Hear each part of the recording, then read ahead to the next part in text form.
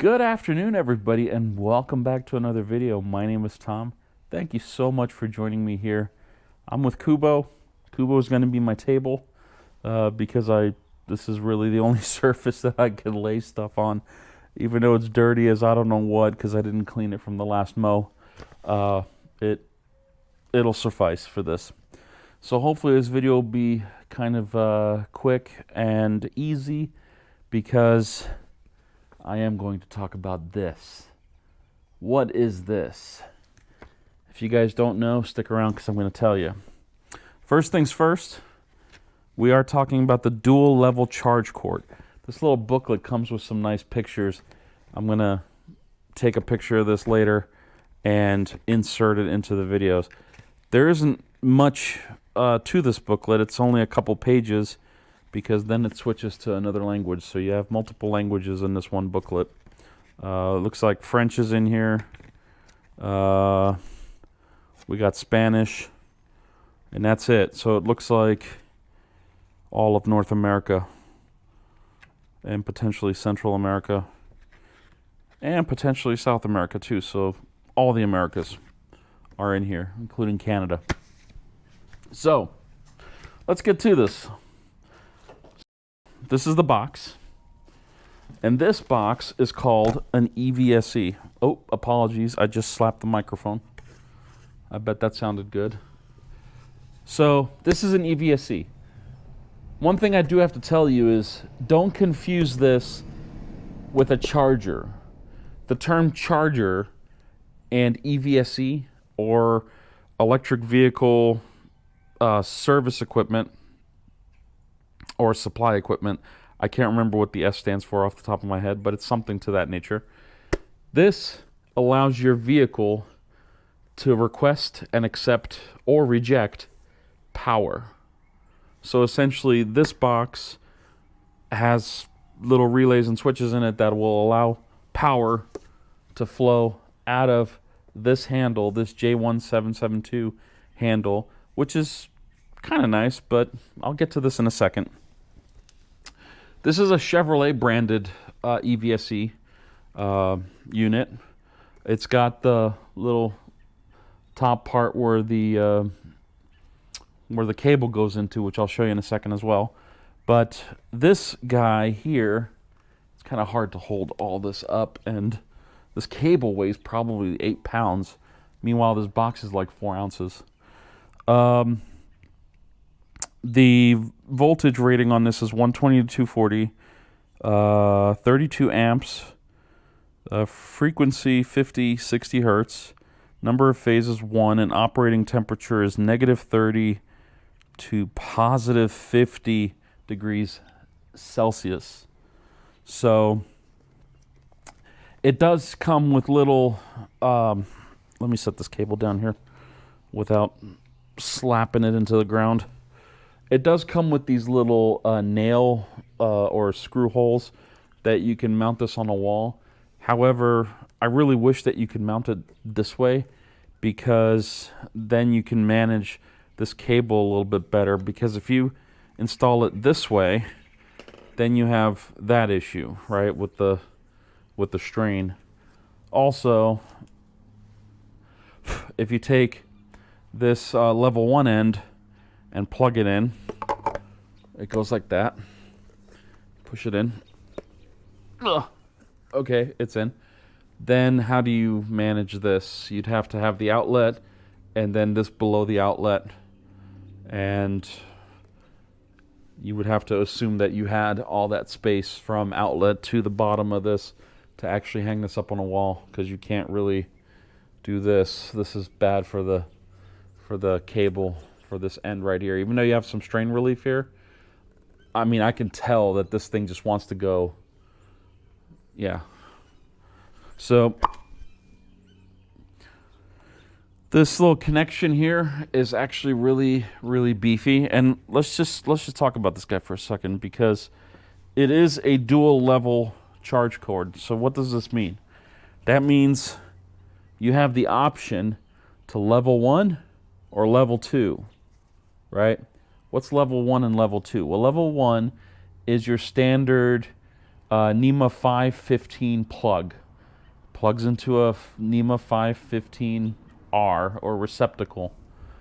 And this one is the Beefy Nema 1450 plug with its ground up on top, hot 1, hot 2, and then neutral on the bottom. You guys see that okay?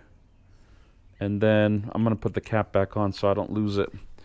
But you have the choice, and they both have the same connecting ends. You have a choice to where you can plug this into a dryer outlet or, you know, campground or whatever. And this you can plug in pretty much anywhere where you can find a 110 or 120 volt outlet. Problem with this one is it'll take you a long time to charge your car. Figure about a day and a half. With this, you could probably charge it in 8 hours from 0 to 100%, depending on available amps. This cable here on this one is much thicker. This little adapter is actually rated for 40 amps. So this thickness of this cable is rated for 40 amps. Whereas this is only rated for 32 amps. So if you plug this in here like that, even if you have a 40 amp outlet, this will limit you to 32 amps because that cable won't support it. See the thickness difference? Sorry, shook the camera with the other end. So let's unplug this. Let's put this down here and let's talk about the business end. This is the part that plugs into your vehicle. This is the J1772 handle. And I'm just trying to make sure the stuff doesn't slam into the floor. This handle is plastic. It's got the rubberized piece right here. This part's rubberized. This is not. This is just slippery plastic. But what this does have is it has a little hole right there that you can install a little TSA certified suitcase lock because, well, it's cool. I don't know why they just can't make the receptacle in the vehicle lock onto this like other vehicles do. Not like anybody from GM watches my channel. But I don't know. The one I have is made out of metal. It's made out of aluminum. It's really hardy. It can take a beating. I feel like if you pull this out of the car and you let it go, you'll chip parts of this away. So I'm not sure if I would consider this a wise choice for installation in your home. I would consider this a good distant backup, something to have in your vehicle right where it actually came from the factory.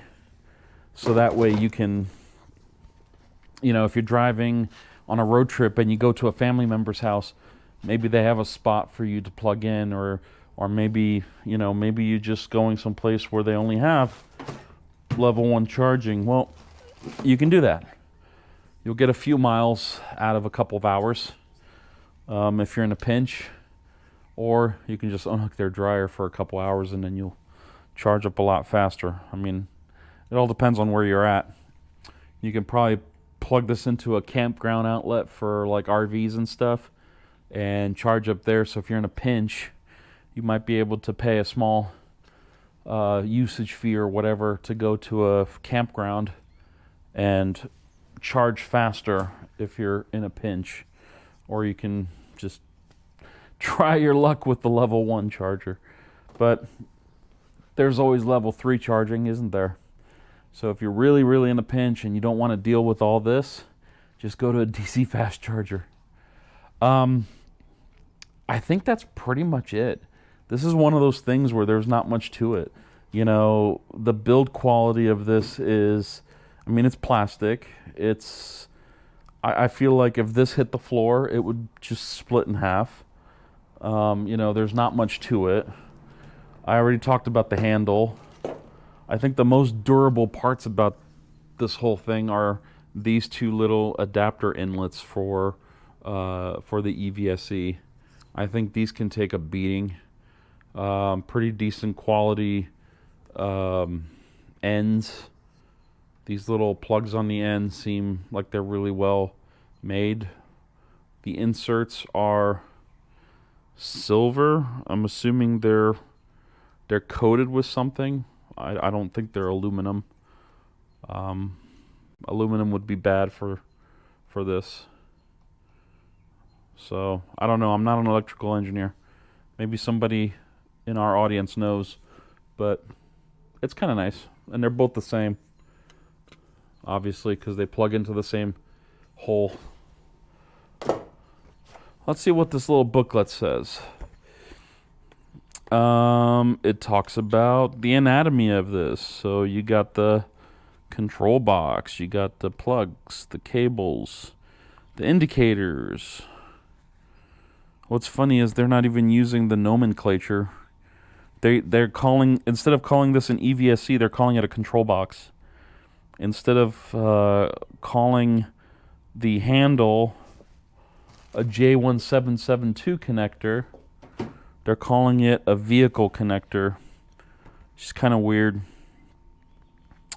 But I guess there's something to be said about, you know, writing these manuals. Like, who are you writing these for?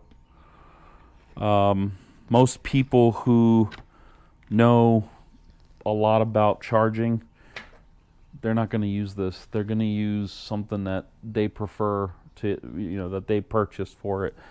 Like I said, this is a great just in case, you know, piece of equipment that you can keep right where it came, right in the trunk of your car.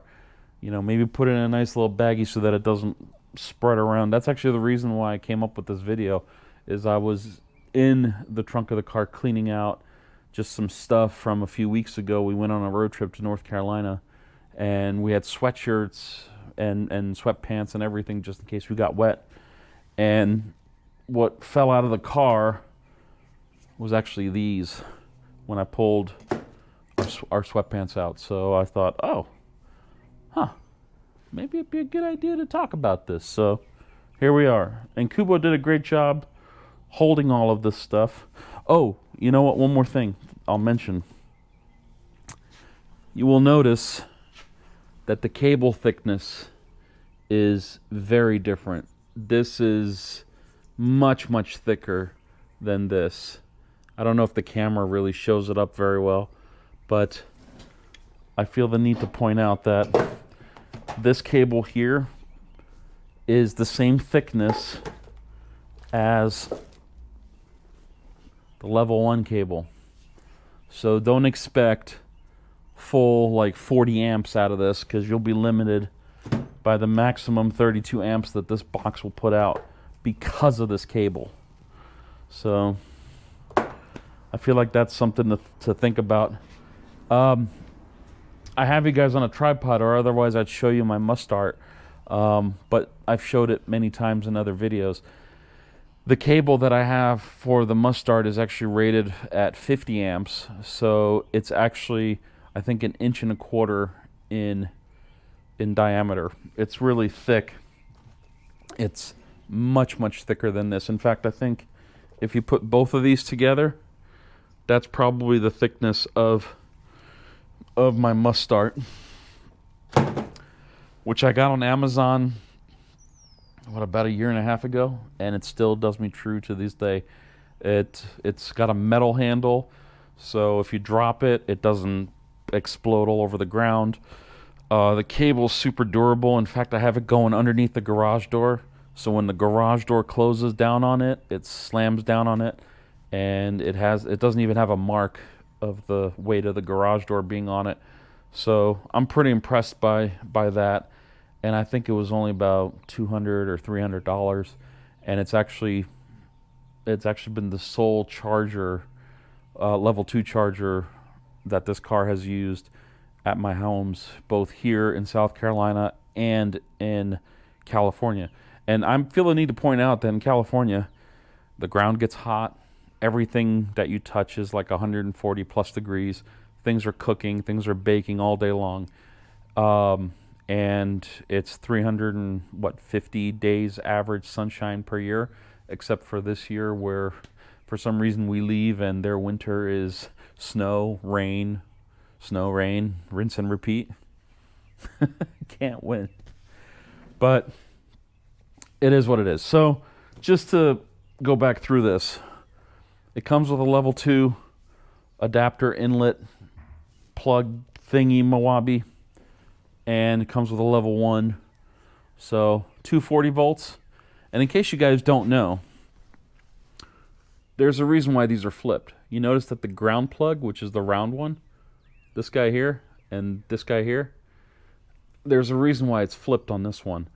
And I had an electrician explain it to me because I told him, I said, why don't you install it like this so it's like this? And he's like, no, don't ever do that. Don't ever do that. Well, for one, it's against code. So, and two, there's a safety issue. So if you were to install it like this, there'd be a good chance that you could short out between one of the hots and neutral with a piece of metal or something conductive. You could really light up something quickly. If you install it this way, if something comes down on it, it's going to hit the ground plug and effectively trip the breaker, right? Because you're going to have 110 volts going to ground, and that breaker's going to go poof, and you're not going to have much damage. You might have to replace the breaker, putting that much current down it, but the breaker should handle it because it's rated for the amount of power that's going through this. I think that's pretty much it. There isn't much to it. This is a 3-piece kit, if you will. These 2 pieces here, and they came literally in little baggies like this. So what I'm actually going to do is I'm going to put them back into these baggies, because guess what? This thing's going to go right back where it was the day that GM put it in there. So there's one. The other one is right here. You guys can keep me honest here for a second. Make sure that I put all these things away the right way, because I don't want to be that guy that recommends you do something and then I don't do it myself. So that takes care of those 2. We'll set those up there. And then this little handle, the J1772 handle, or the vehicle connector as GM calls it. Heaven forbid they should use standard industry nomenclature. This little doohickey was inside a bubble wrap bag, which makes sense because if you slam this down pretty hard, or if you slam something on top of it, it's probably going to split in half. And then it had this rubber band to just kind of secure it at the handle part. And then the rest of this cable, I don't know how long this is. This looks like it might be 6 to 8 feet long. It's not very long. My MUSTART is 20 feet. I think either 20 or 22 feet. So it reaches out into the middle of the driveway, which is nice. This little guy goes into this bag here, and then everything kind of falls together.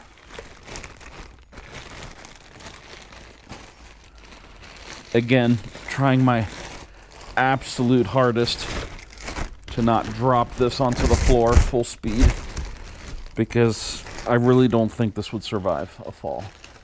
Even something like, I'm sitting right now on a cooler, because you can see my head is at the same level as Kubo's hood, and I think this would either take a chunk out of it or damage it grossly. And of course, there's the book.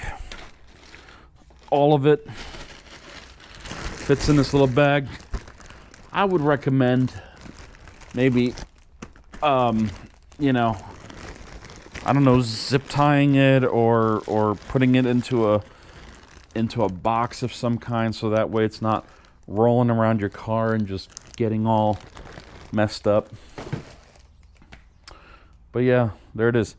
Don't be deceived. This guy is super heavy. The cable, like I said, probably weighs, actually I don't know if I said it or not, it probably weighs about 4, maybe 6 pounds. The actual box itself, maybe 8-10 ounces. And the J1772 handle, I don't know, 6 to 8 ounces. Very light plastic. The grip, the rubberized grip on the J1772 connector is fair. I wouldn't call it primo. And I think the cable is very thin. Definitely not rated for 40 or 50 amps. I don't even know if it'll let 32 amps in. That's the maximum rating of this guy. But it is what it is. It comes with the vehicle. It's great to have in a pinch. And I don't know, what else is there to say? Well, you guys go down below and let me know if I missed something, or if I misspoke, or if I need to, I don't know, redo something. You guys let me know. In the meantime, I'm going to go walk Duchess because she's sitting over there waiting for me. And until next time, as always, thank you guys for watching. Have a great rest of your day and have a good evening. Bye-bye.